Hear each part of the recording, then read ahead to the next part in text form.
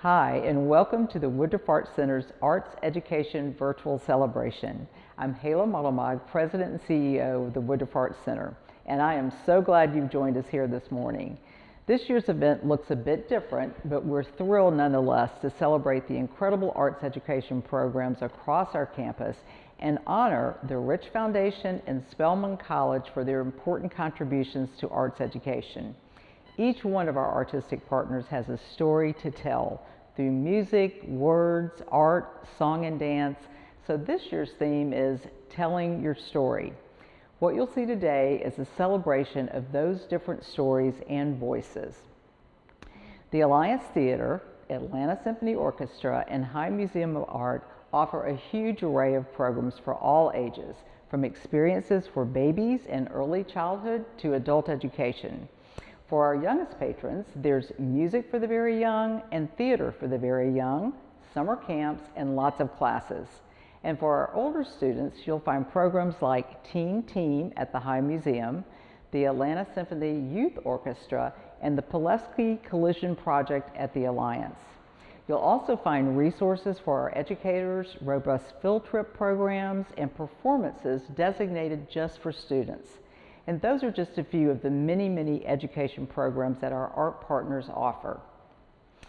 Now, you may have noticed that our campus looks a bit different right now, but the Art Center is still humming with activity. Last spring, our staff and artists quickly shifted many of the art partners programs to a virtual format to meet the needs of our audiences. These virtual programs include everything from camps and classes to performances and exhibition tours, and they've been met with resounding positive feedback. In fact, our art partners have actually expanded their offerings to caregivers and corporate employees to help serve the community. And last year, our art partners served more than 133,000 students and more than 5,000 educators. And thanks to this incredible reach, the Woodruff Art Center is the #1 arts educator in the state of Georgia, serving nearly every single county. Our art partner education programs are essential this year more than ever. We're so grateful to our sponsors who enable us to sustain these arts education programs during a pandemic when much of our activity on campus is limited. These programs are also made possible by the support of our educators, administrators, and local and state officials who ensure that the arts are an integral part of the curriculum in Georgia schools, as well as the many strong partnerships we have across Metro Atlanta. I'd also like to recognize Mayor Keisha Lance Bottoms for her continued support of the Mayor's Summer Reading Club, which provides a new book every summer to infants and children in Atlanta from birth through age 5 at no cost. Thank you to our host committee members, James Anderson, Jim Boswell, Janine Brown, Barbara Coulter, Lila Hertz, Robin Howell, Debbie Kelly, Patty Reed, Beth Shivo, and Rebecca Wasserman. Our chairs and committee members have been so generous in lending their time and talents to this event. And thank you also to our event sponsors who make the Arts Education Celebration possible: the Coca-Cola Company, Georgia Power, Alston and Bird, Cox Enterprises, King and Spalding, Georgia Pacific, Emory University, Warner Media, and Jones Day.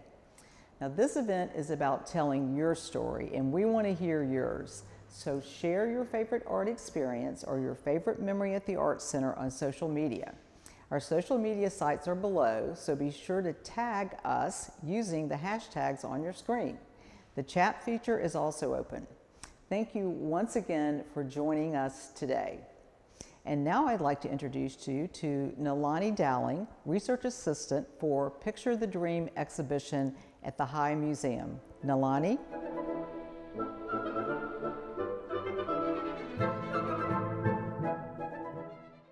Hi, my name is Nalani Dowling, and I have the pleasure of taking you through the Picture the Dream exhibition today.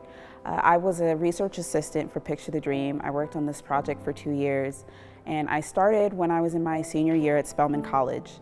And being at Spelman, you're so integrated into themes of the civil rights movement, especially with so many Spelman alumna having been part of the movement firsthand here in Atlanta. So it was something that was personal for me and also very interesting and kind of combined a lot of my interests. As a student, I was both an art major and my minor was in creative writing. Picture books are a unique amalgamation of both visual expression and the written word to tell powerful stories, especially ones that resonate so well with children, teaching really important themes about the movement and how it relates to today's climate, today's social activism. So I'm really excited to take you through the exhibition and I hope you'll enjoy.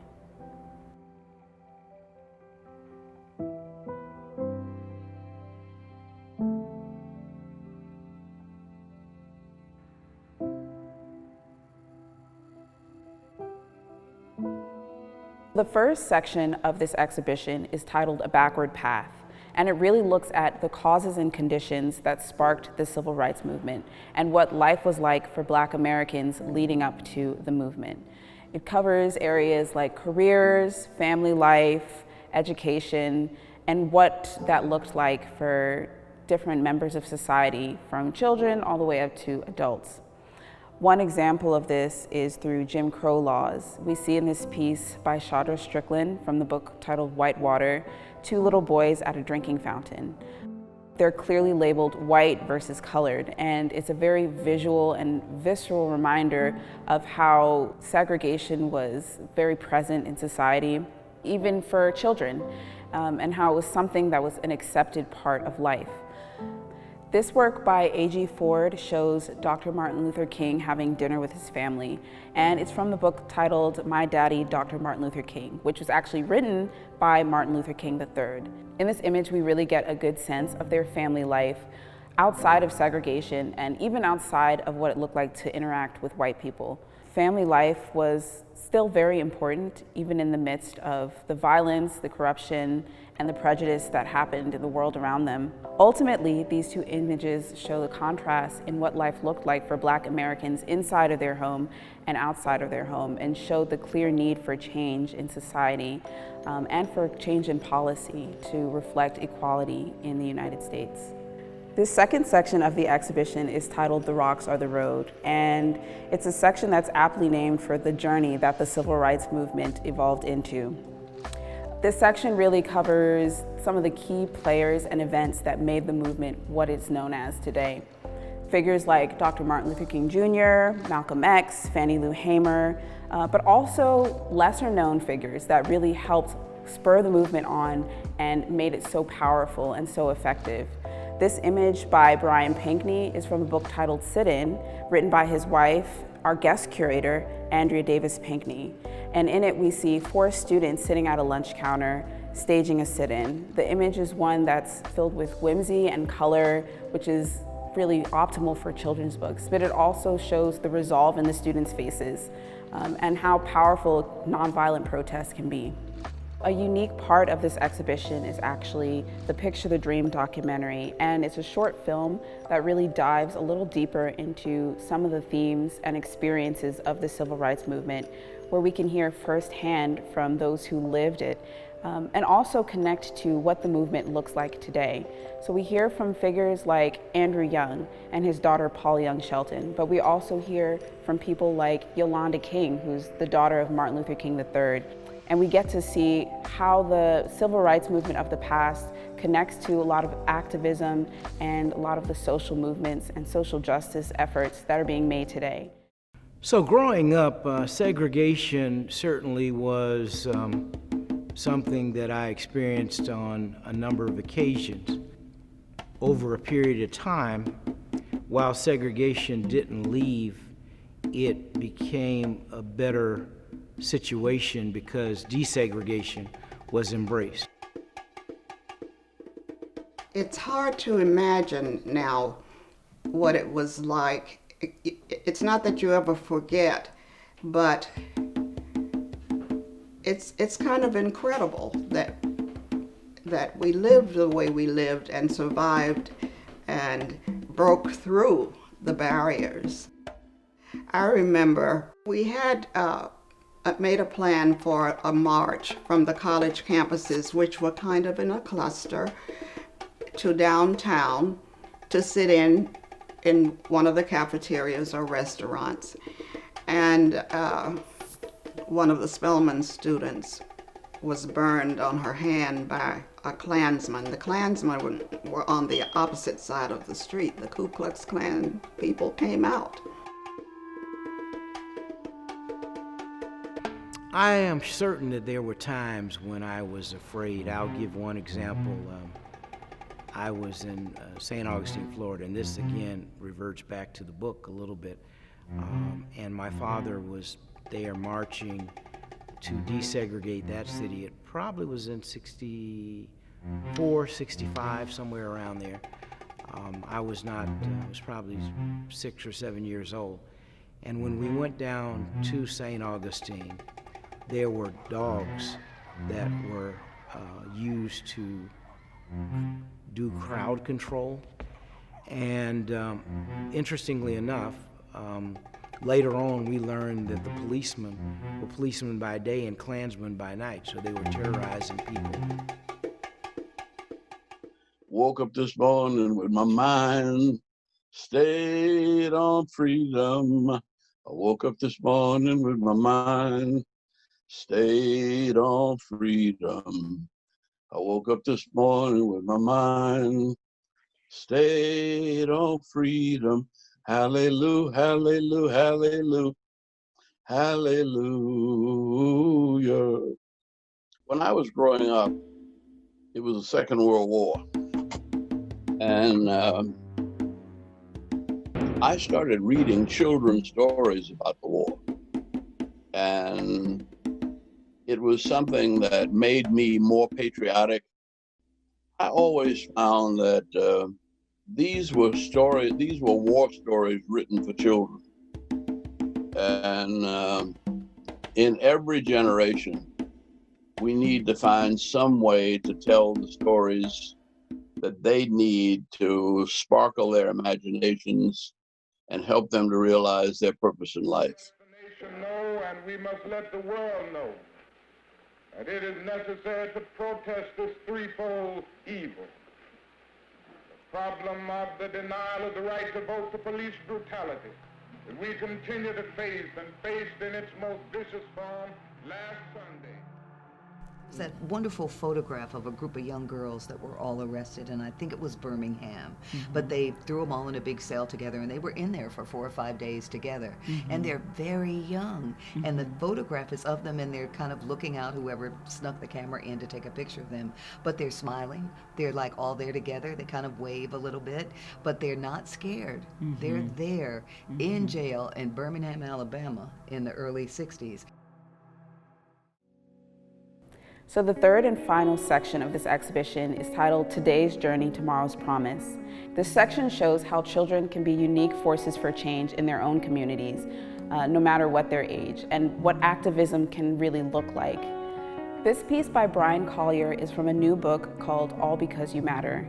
In it, we see the little boy with his arms outstretched, looking up at the sign that says Black Lives Matter. Black Lives Matter has become an important pillar of social justice in our modern times, and this image really displays what an impact these movements have on younger generations and how inspiring they can be, especially for young Black boys and girls who need to see that the fight for social justice is not over and that they can be active members and active participants in it. Hello, my name is Virginia Shearer, and I'm the Education Director here at the High Museum of Art. I hope you enjoyed the tour today with Nalani Dowling of Picture the Dream, and I hope that you've been able to see the exhibition yourself.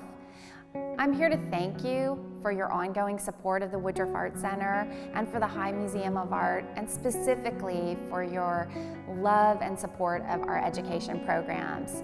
Really, education is at the core of everything we do, at the heart of our mission, and we are grateful to you for all your support. Thank you.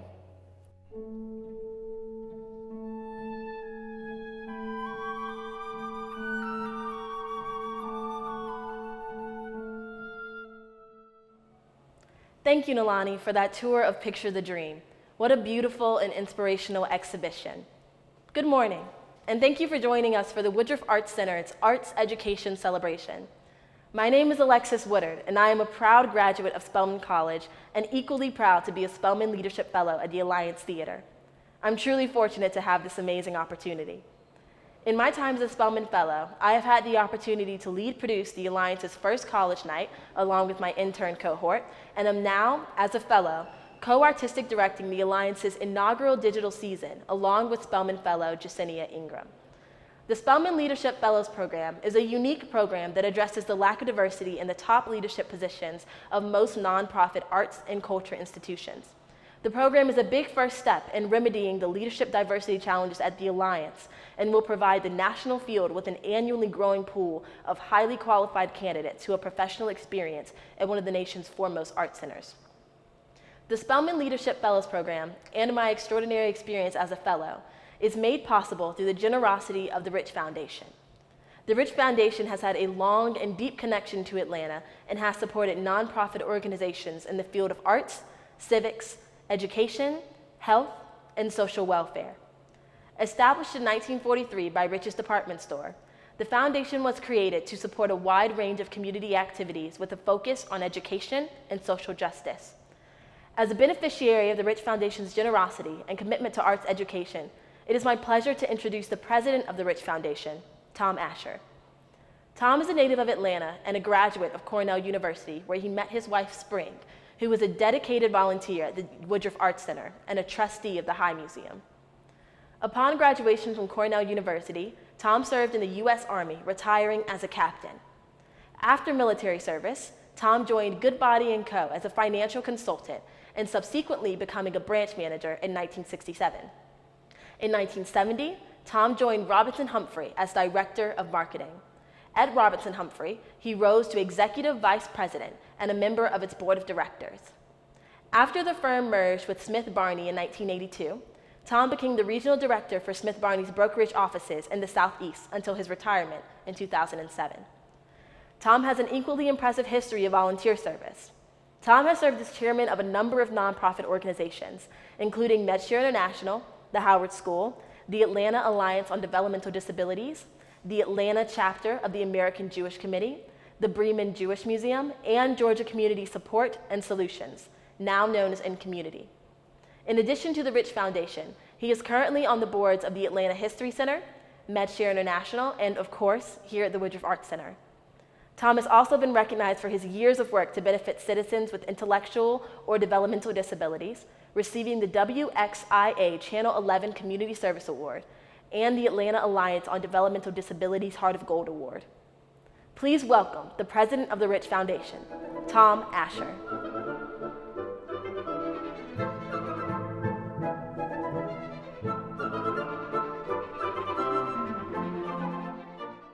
On behalf of all of us at the Rich Foundation, we really appreciate this honor. It means a lot to us because the foundation has a long history with the Woodruff Arts Center. It goes back to 1962 and the Orly crash. At that time, Dick Rich was CEO of Rich's Department Store and also head of the Rich Foundation.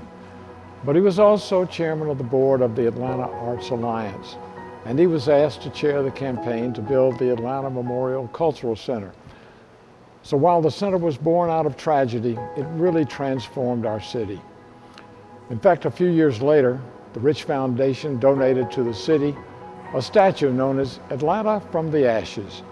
It stands today in Woodruff Park as a symbol of what Atlanta has done every time it has faced adversity. Well, this is an event dedicated to education. Education was important early in the life of Rich's Department Store and in the life of the Rich Foundation, and it's still important today. And it was particularly important to the leaders over the years who built the store and the foundation. For example, back in the 1930s during the Great Depression, the city of Atlanta was basically broke and didn't have the money to pay school teachers. So it was forced to pay its teachers in scrip. Scrip was basically worthless. But Rich's ran ads offering to redeem the scrip for cash. And that literally created generations of loyal teachers and their families. Then in 1943, that was 77 years ago, they decided to create a foundation. And just so you know, it's a company foundation, not a family foundation. It was funded by the stockholders, the customers, the shoppers. So if you ever shopped at Rich's, You helped build the foundation. Actually, the very first grant in 1943 went to education. It was to build the Rich Memorial Building on the Emory campus to house the business school. But I personally remember as a little boy in grammar school, Highland School on North Avenue, that was down the street then, from Manuel's Tavern and behind the Plaza Theater. I remember listening to history lessons on the Rich Radio School. We listened on special FM receivers in our classroom. The popularity of the Rich Radio School caused the foundation to buy the first public radio FM station in the South and donate it to the Atlanta Board of Education to create WABE. And now today, as it was in the beginning, the foundation still believes that education is the key to a better life. And the key to education is reading. And that's why the foundation supports the Atlanta Speech School and Comer Yates, who was also honored here last year. And one of the most interesting programs is called Excel at Georgia Tech. Excel is an acronym. It stands for Expanding Career, Education, and Leadership. It's an opportunity for high school graduates who have intellectual or developmental disabilities to have a 4-year college experience at Georgia Tech. And then there are the almost 100 additional Georgia Tech students who serve as Excel mentors. We think it's changing lives. We're also involved in 2 leadership development projects. As you heard, we support Spelman Leadership Fellows here at the Alliance. It starts when the students are in college and extends after graduation to a 2-year fellowship at the Alliance Theater. The other is at Clark Atlanta University. It's a leadership development program for teachers and staff, not just at Clark Atlanta, but for all historically black colleges and universities.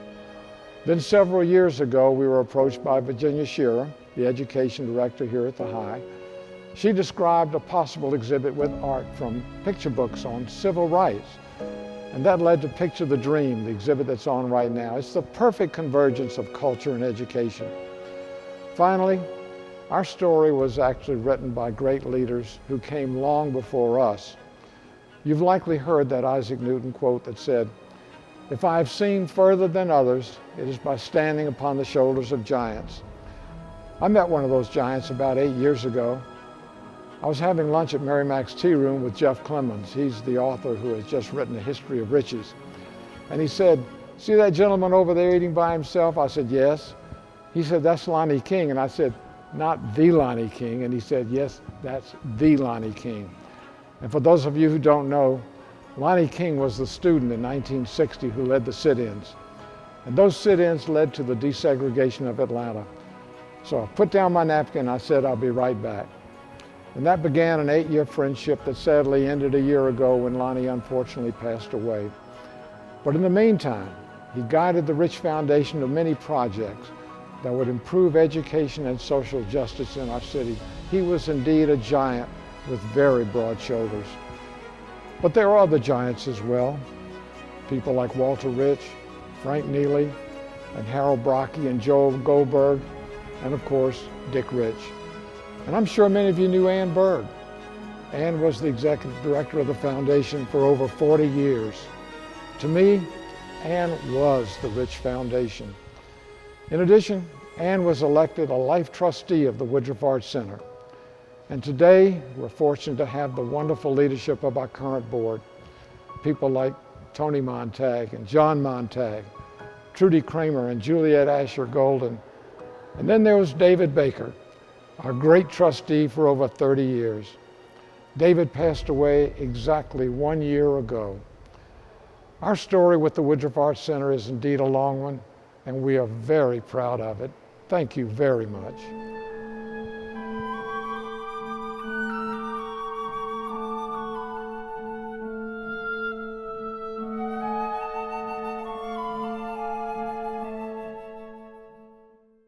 Well, Jerry, it's very good to have you here today. It's a pleasure to be here, Samit. And I should also note that it's great to see you not on a computer screen and not with a mask on. We look very different, don't we? Yes, absolutely. So I want to talk a little bit about, where we are today. The ASO has gone through what every other performing arts organization has the past 5-6 months, and that's reacting to the pandemic, understanding how to come together and finding ways to promote our art form and bring the orchestra to our community. And it's been a long struggle. You know, second week of March, we had a complete shutdown. Some of us thought that it would only be a 2-3 week end of operations. It ended up being, that was the end of our 2019-2020 season.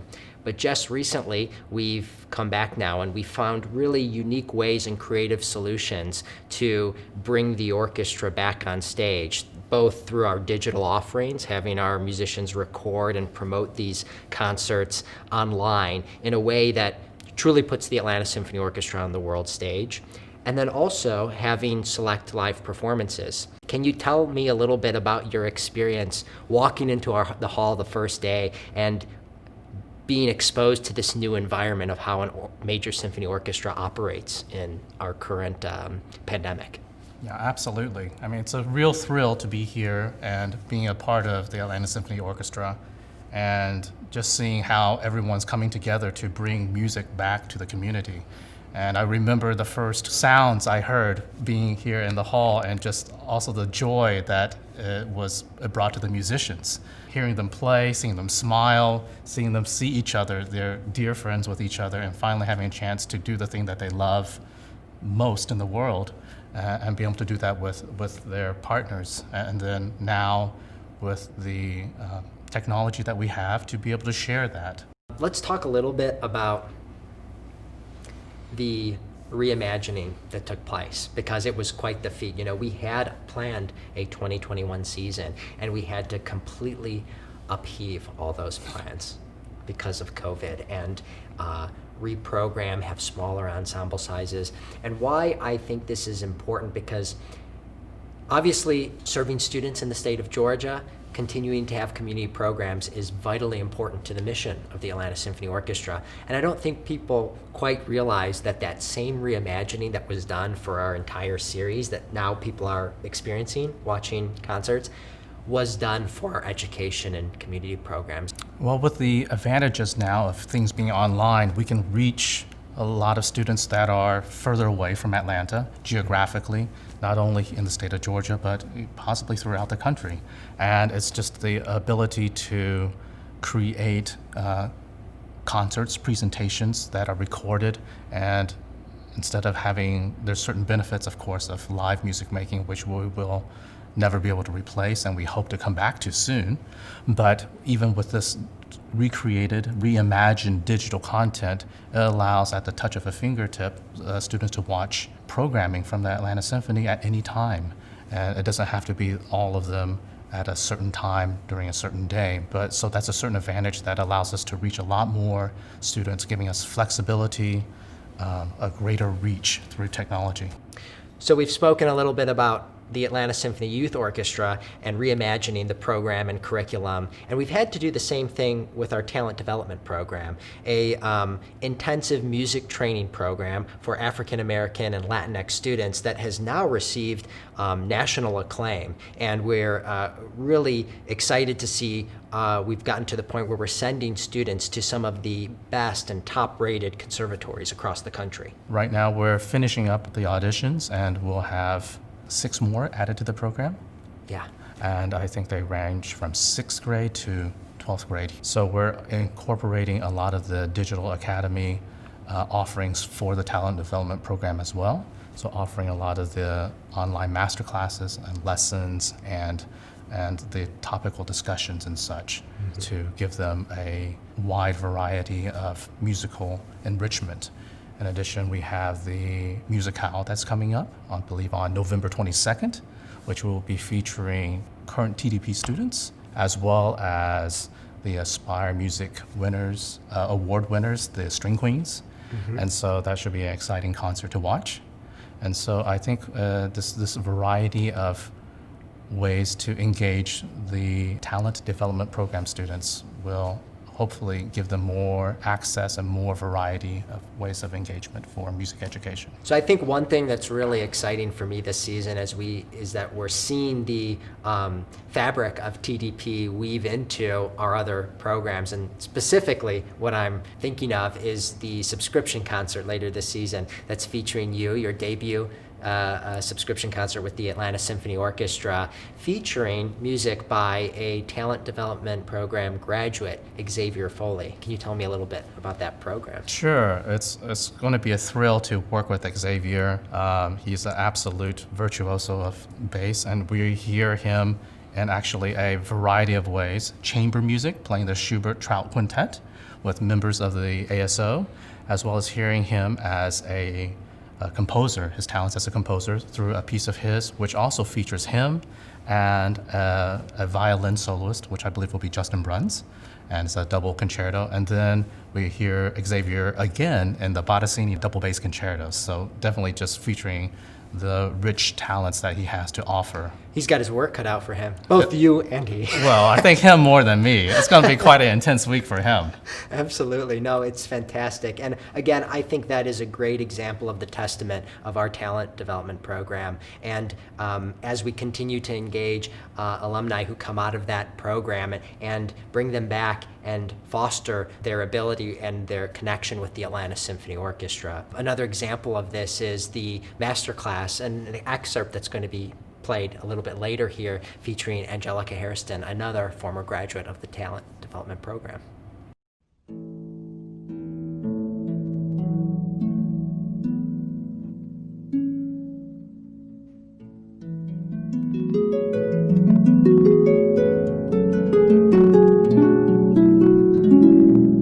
This is Aso Master Class with Angelica, Scene 2, Take 1.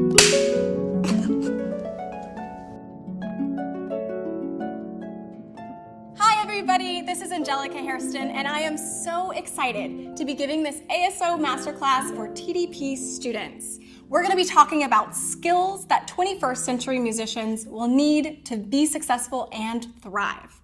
I'm a 2011 graduate of the Talent Development Program, and I never quite expected my career to look the way that it does. My plan was to play in orchestra. That was about it. But as I went through my college years, many things happened that helped me change my course and really explore the world of entrepreneurship. I'm now the founder and executive director of Challenge the Stats, which is an organization that empowers artists of color and uses music as a tool for social justice. One of the skills that I learned along the way was about time management.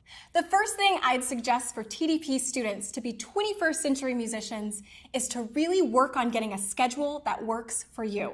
I'd really suggest sitting down with your guidance counselors. Look at your schedule and find creative ways for you to work in practice time during the day. When I was in high school, I signed up for 2 orchestra periods. One of those periods I actually played in class, and the second I used to prepare for auditions and practice. It was a great way to work in some extra time on my instrument during the day. I'd also really suggest looking into joint enrollment programs that you can find through local colleges. I was able to take some joint enrollment classes through a local community college to help me gain some credits that were able to transfer right when I got to conservatory. It helped make my undergraduate year a lot lighter.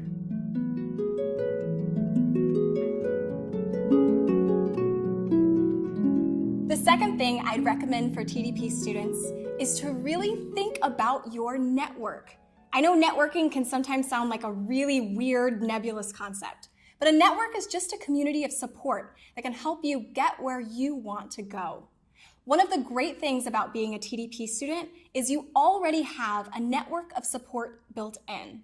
Whether alums, whether supporters, whether teachers, mentors, or other students, TDP is a fantastic network that can help you meet amazing artists. I remember being really nervous about introducing myself to some big name musicians in the field. But the great thing about TDP is that alums were able to help me make those connections. Always reach out and never be afraid to really use your voice to help get yourself where you'd like to go. We're all here to support you, and we really want to see you thrive.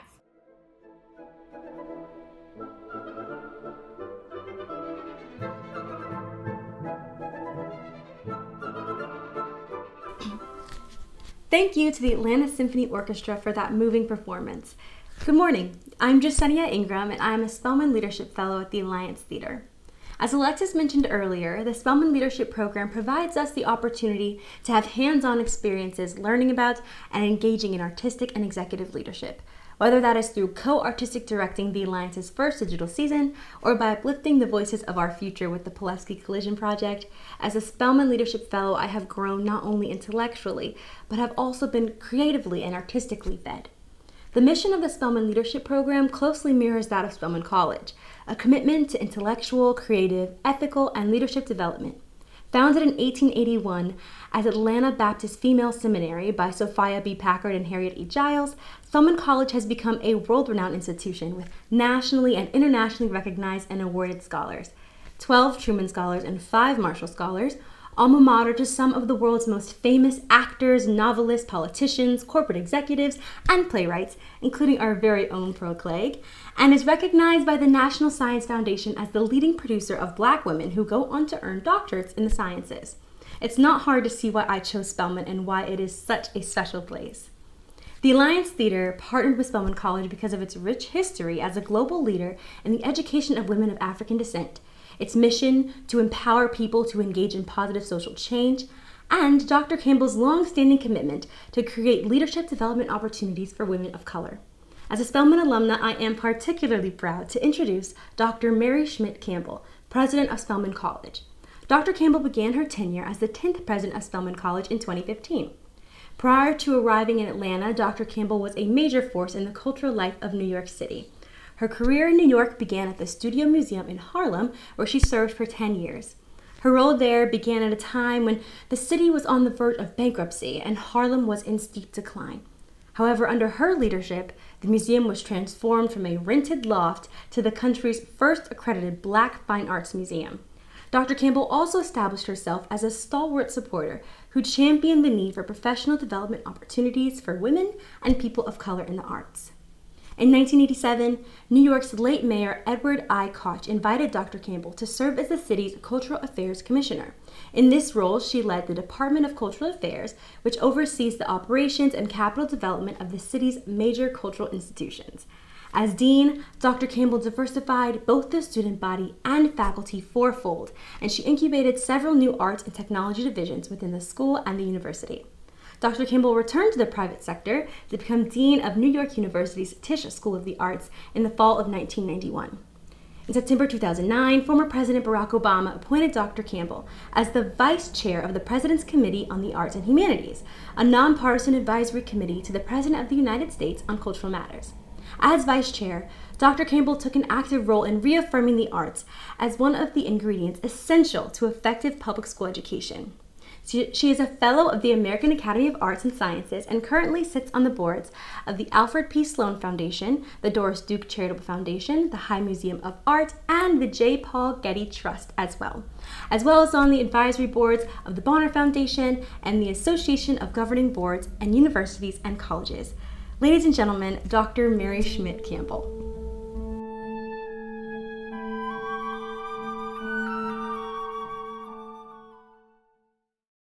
Good evening. Spelman College is truly honored to celebrate the partnership we've developed with the Woodruff Art Center over the years. Atlanta is blessed to have two institutions who've come together with such creative alliances to benefit communities throughout the city. Since launching in 2016, the partnership known as the Alliance Theater Spelman Leadership Fellows has employed annually 3 rising Spelman seniors as interns of the Alliance Theater. At the conclusion of each year, the Alliance selects one of the interns to receive a full-time 2-year fellowship at the theater in an area of artistic or executive leadership. The program employs 3 interns and 2 full-time fellows annually. Our Spelman students learn everything there is to know about theater, from arts education, theater production and finance, to marketing, casting, and community engagement.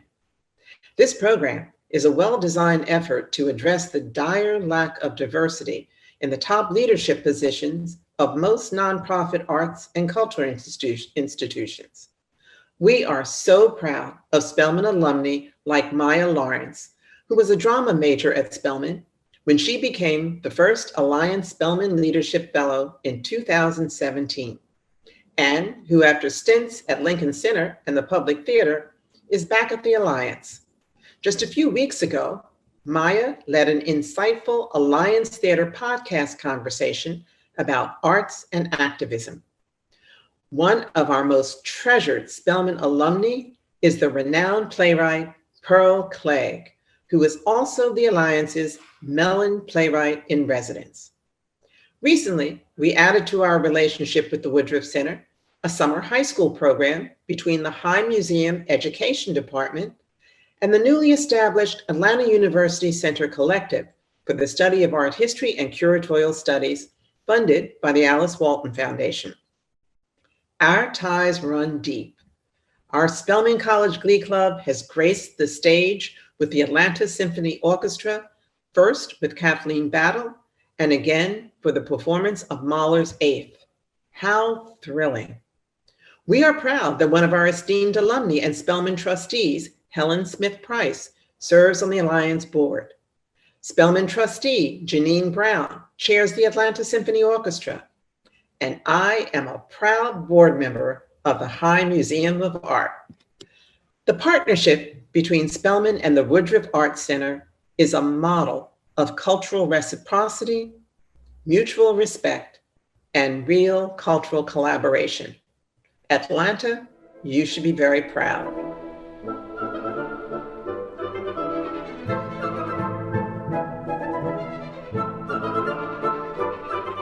Hi, I'm Chris Moses, the Dan Reardon Director of Education and Associate Artistic Director at the Alliance Theater.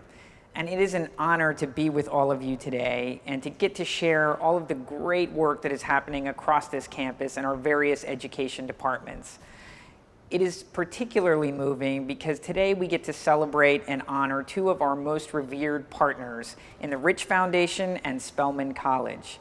And it's fitting that we are celebrating these two organizations together, because it was the Rich Foundation that first supported enthusiastically our idea to start the Spelman Leadership Program.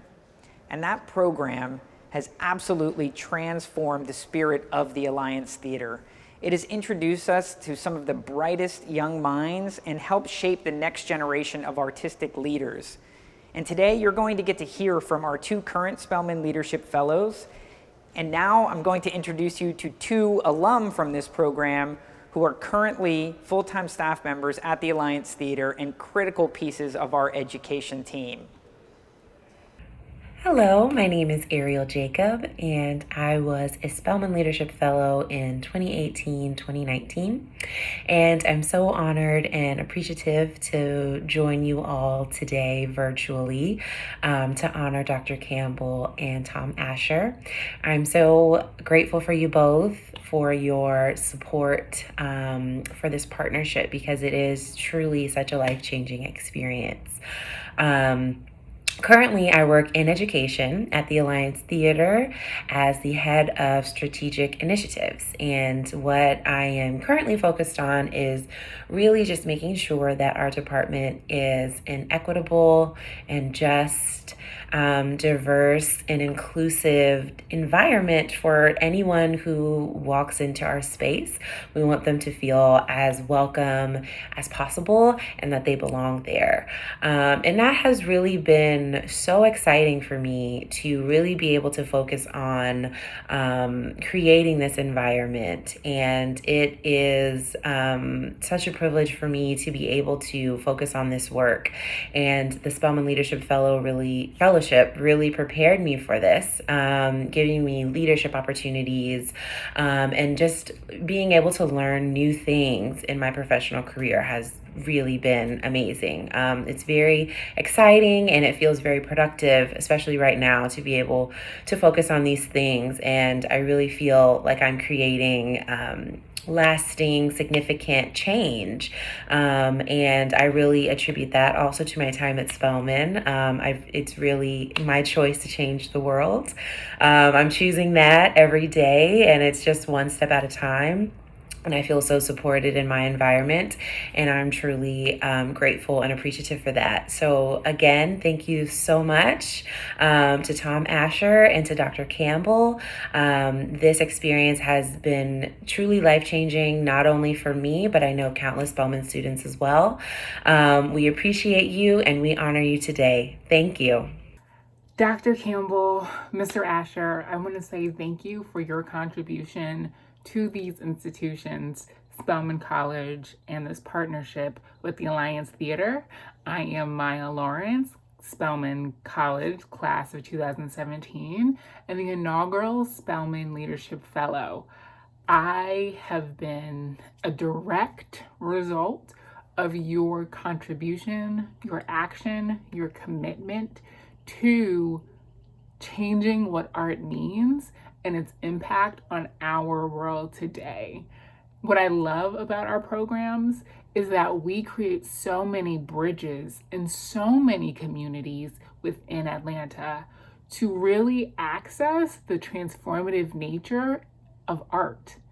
I, since my time have been here, have managed our summer drama camps and began our allyship anti-bias program, where we are working with corporations, school districts, teachers, students, families on how to use theater as a tool for understanding and practicing allyship.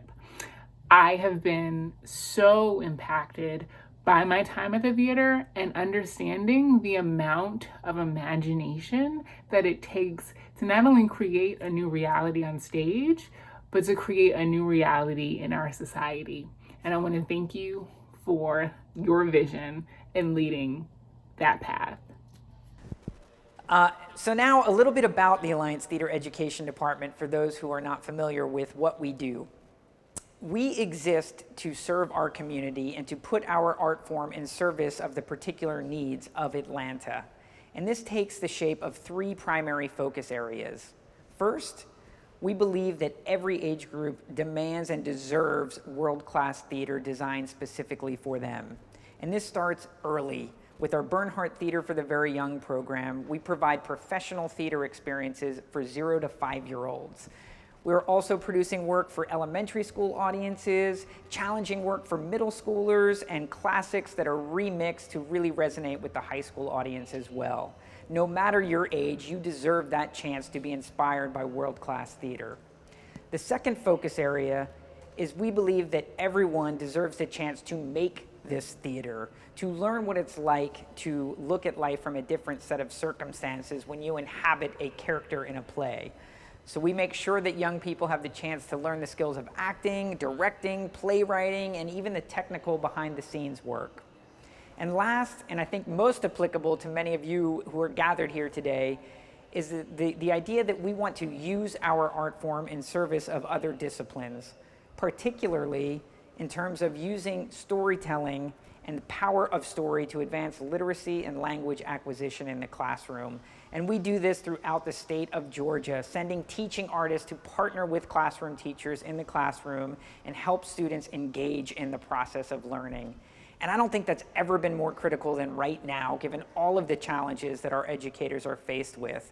We know that story can be the way in to help students engage more in what they are learning. And we are delighted that we get to do that day in and day out. In each of these three areas, the experience of theater, the making of theater, and the using of theater in the classroom, we've decided to take that all virtual. It's the safest option and the most consistent option to still serve Atlanta. And today, you are going to get to see a glimpse of our first ever performance designed specifically for the virtual framework. And that is our play, Sit-In. This is a collaboration with the High Museum's extraordinary exhibit that you just got to see Nalani take you through, the Picture the Dream exhibit. Pearl Clegg, the distinguished artist in residence at the Alliance Theater and the celebrated playwright, was commissioned to write this piece inspired by Andrea Pinckney's book, Sit-In. But Pearl wrote a contemporary tale, and you are going to get to hear her now describe her reasons for writing this moving story. It is my honor to introduce you to the distinguished artist in residence, the one and only Pearl Clegg. Good afternoon. It's a great blessing to be part of a movement and live long enough to not only see it change the world, but become the subject of an amazing exhibition like Picture the Dream. These works of art managed to find a way to imbue an often painful part of our shared American history with a vibrant energy and undeniable beauty that lift you up like a freedom song and turn you around in a righteous direction. That's kind of what it felt like to start working on Sit-In, a play for young audiences that was inspired by Andrea Davis Pinckney and Brian Pinckney's book about the sit-in movement. I was determined to find a way to connect that civil rights history with the worldwide protests that are bringing young people into the streets all over the world, demanding racial justice and attention to climate change. I found a way to do that with the character of Janet Payne, a newly minted 11-year-old climate activist who discovers she's not the first person in her family to stand up by sitting down. Janet and her friends Consuelo and Mary Beth realize they can change the world one day at a time, one song at a time, and they do. These characters didn't even object when the pandemic forced us to take them away from the live stage performance we had originally envisioned to the world of animation, where these characters can now live to share their story with young audiences throughout Atlanta and around the country, traveling virtually with the exhibition like the amazing young artist activists they represent. Which brings me to another group of extraordinary young women, our Spelman Interns and Fellows. To say that the presence of these bright, confident, creative young women has transformed the culture of our theater would be an understatement. Their passionate engagement in the issues that are reshaping the American theater is matched only by their joyful embrace of their individual artistic journeys. Through this collaboration between the Alliance Theater and Spelman College, we didn't just enlarge the American theatrical pipeline, we exploded it, and we're just getting started good. Watching them grow and flourish in the space they now call home is to see the future of our institution and to glimpse how profoundly this partnership has changed all of us. I started off being grateful, and I think that's a good place to end as well. Grateful for this moment and this place, my artistic home, the Alliance Theater at the Woodruff Art Center, and it looks more like Atlanta every day. Stay safe, and I'll see you soon. I promise. Thank you. Thank you, Pearl, for explaining this incredible project. And now it is my pleasure to share with you publicly for the first time a trailer of this production of Sit-In. A few words about making this. When this started, we conceived of it as a traditional play. But once it became clear that we could no longer gather safely as an audience, we had to rethink what was possible. And that is the one happy accident that has come through all of these struggles through the pandemic, is it has allowed us to dream within the constraints and think about things that we never would have thought possible. So we decided if we can't gather an audience together, if we can't even gather actors together in a space, how can we still tell this very relevant story? Where we landed was, what if we animated these characters? So luckily, we worked with the Palette Group, who developed that beautiful film that is part of the Picture the Dream exhibit. And with their leadership, we turned this play into a new form of storytelling, one where the characters were animated. It still honored the theatrical practice, but it was a way to get this story out into the world. And the best part about this is we are no longer confined to a 4-week run in a small, tiny theater. This piece can live on far beyond this year. It can become a resource for educators and students for years to come, as a way to open up dialogue about what is happening in our world, as a way to animate the story of the civil rights movement, as a way to continue conversations with families about what it means for a young person to follow their moral compass. And so with that, I cannot wait to unveil this with you and share it together. For the first time ever, a trailer for our upcoming production of Sit-In, directed by Mark Valdez. This is a Palette Group production written by the incomparable Pearl Clegg.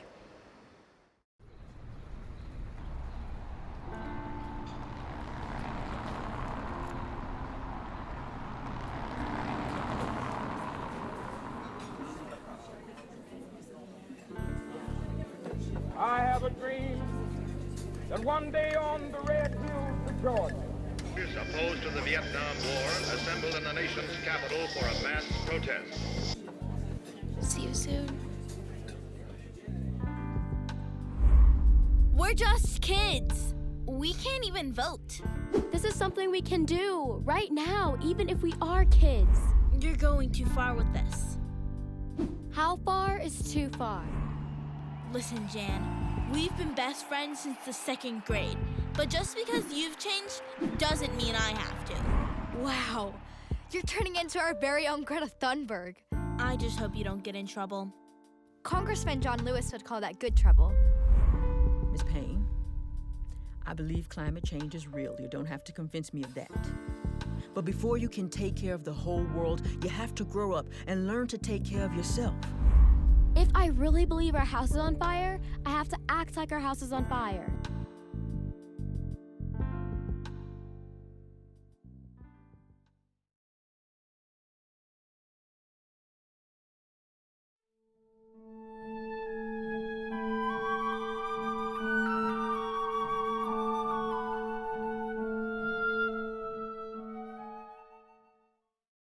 Hi, I'm Ann Kramer. I have had the honor to serve as the chair of our host committee for this extraordinary Arts and Education celebration.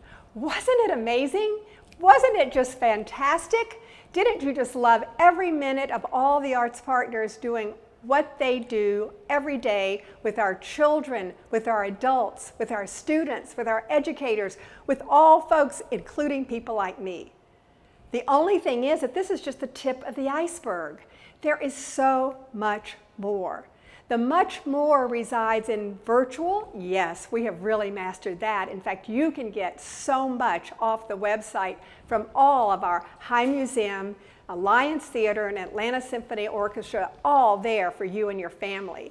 Likewise, if you want to continue this extraordinary opportunity of arts in education or arts education, we would love for you to be able to donate to us to continue this extraordinary offering. Go to, please, the website that is being shown on your screen.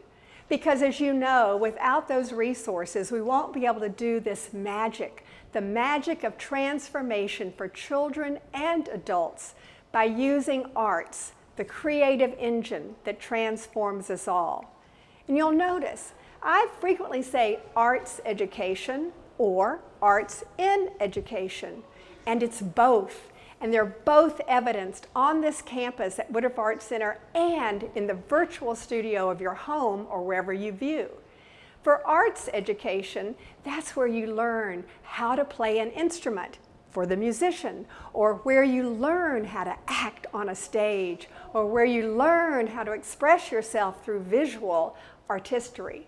But then there's arts in education, where we use that creative medium to learn all kinds of subjects, like math. Who hasn't used math and arts in music to learn our fractions? And who hasn't learned history or literature by putting it on the stage or writing or doing a painting? And also for us as adults, there's a way to use arts that at our work to enhance our professional development in how we speak or how we make presentations. So you'll see arts education and arts in education are such an incredible asset that we have at the Woodruff Arts Center and through our art partners, the High Museum, the Alliance Theater, and the Atlanta Symphony Orchestra. So please make that contribution. As for today, I just am so grateful.